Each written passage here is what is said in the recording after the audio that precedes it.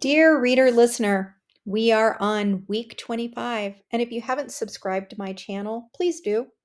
Also, if you're beginning this audio version of Taught on week 25, I would advise going back to listen to weeks 1 through 24 and the foreword and prologue.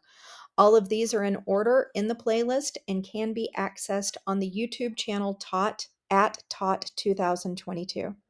This character's journal will make much more sense if you start at her beginning. Thank you for reading, listening. Taught. Week 25. Tuesday, February 14th, 2017, 7 a.m. To be honest, I'm afraid to go to work today. I didn't even call Grandma. It's also Valentine's Day. Somehow that should help, but it doesn't. And guess what? Still no lesson plan. And I have to teach in a few short hours. I should be excited because the kids are debating.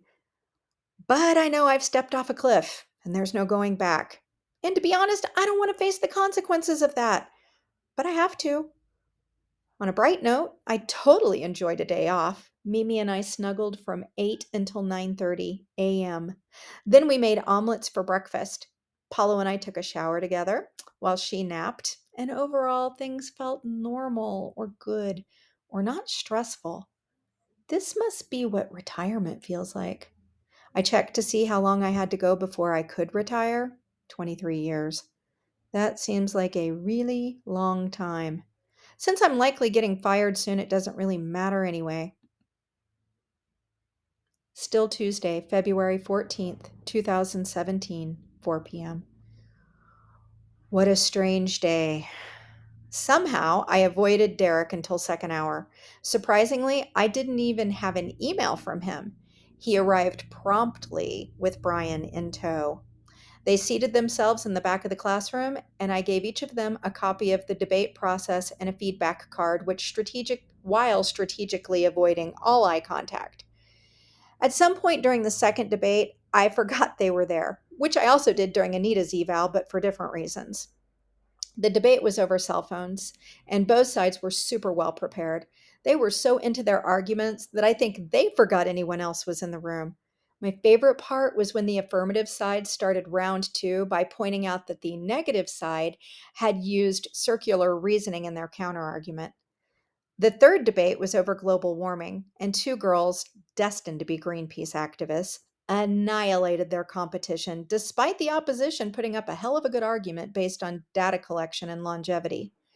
At the end of class, we collected feedback forms, and I told the debaters that I would post the winners on the outside window tomorrow and update it each day. To my surprise, Derek and Brian handed me feedback forms for all 5 debates they saw, along with comments about how impressed they were with these kids. And that was it. No mention of the missed meeting. Maybe more shocking was the absence of commentary on my still missing lesson plan. Guess we'll hash that all out tomorrow in my post observation meeting. But no mention of firing, so either I should feel relieved or frustrated that my attempts to get canned aren't working. Lewis came in at the end of the day today, walked over to me, and gave me a hug. I asked him, what was this all about? And he said he just wanted a hug before he left for the day. And off he went. He smelled clean. That made me smile. Wednesday, February 15th, 2017, 4 p.m. If I thought yesterday was strange, looks totally normal compared to today. Brian was also at my post observation because one administrator is not intimidating enough when you're on an improvement plan and being re-evaluated, and you bailed on your meeting and your lesson plan.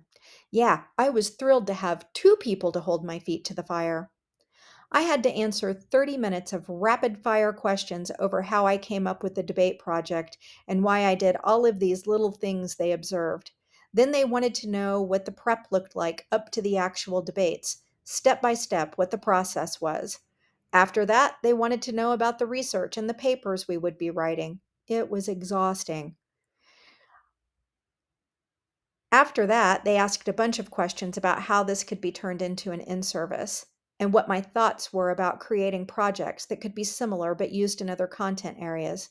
Of course, I was not prepared for this line of questioning and told them as much, asking to be given time to think about it. I actually had to ask to see my evaluation. Derek beamed from ear to ear as he told me that my evaluation was professional or distinguished in every area now.